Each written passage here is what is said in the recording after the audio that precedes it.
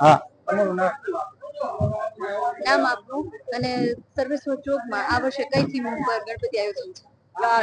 સર્વેશ્વર ચોક સામાજિક charitable trust છે અને ટ્રસ્ટ દ્વારા આજથી 9 વર્ષ પહેલા બધા મિત્રોએ નક્કી કરેલું કે આપણે અહીંયા ગણપતિ ઉત્સવનું સ્ટાર્ટ કરીએ. જેમ જેમ વર્ષ જતા ગયા એમ અમારે નવી થીમ થતી ગઈ, કાર્યકરોની ટીમ વધતી ગઈ અને એને ધ્યાનમાં રાખીને આજે આ 9મા વર્ષે આજે સ્થાપના અત્યારે ગણપતિજીની કરી છે અને આ 9મા વર્ષે ભગવાન રામના જે અયોધ્યામાં જે લોકો ના પહોંચી શક્યા હોય, મંદિરની અંદર પ્રવેશ ના કરી શક્યા હોય, પણ એના મનથી એવું માની શકે કે અમે રામના દ્વારે જઈએવા, એ રીતે આ સર્વેશ્વર ચોકની અંદર રાજકોટની જનતા કોઈ પણ આવે તો એને રામના અયોધ્યાના મંદિરના દર્શન થાય એ રીતની અહીંયા સ્થાપના કરવામાં આવી છે. અને અહીંયા તમે પંડાલની અંદર આવશો તો પંડાલની અંદર તમને 12 જ્યોતિર્લિંગોના દર્શન થશે, ભગવાન શિવના પરિવારના દર્શન થશે.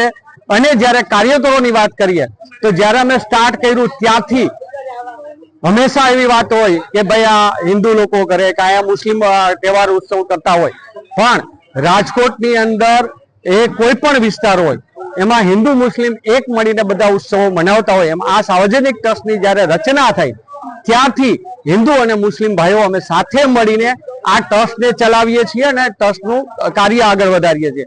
જેમ મારી બાજુમાં ભાઈ છે તો એ મુસ્લિમ ભાઈ છે, પણ બધા એક અને કોઈ એમ ના કહી શકે કે આ હિન્દુ નથી.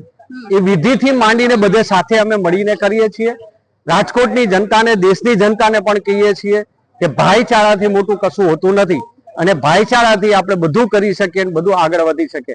આ ટ્રસ્ટ દ્વારા દર વર્ષે મહારક્તદાન કરવામાં આવે છે, કેમ્પ કરવામાં આવે છે, જેની અંદર રાજકોટની અને રાજકોટમાં દર્શન માટે આવતા અન્ય બહાર ગામના લોકોને પણ અમે અપીલ કરીએ છીએ કે અહીંયા આવી અને મહારક્તદાન કેમ્પની અંદર જોડાય અને મહારક્તદાનની અંદર પોતાનું રક્ત આપી અને એક મહાદાન કરે.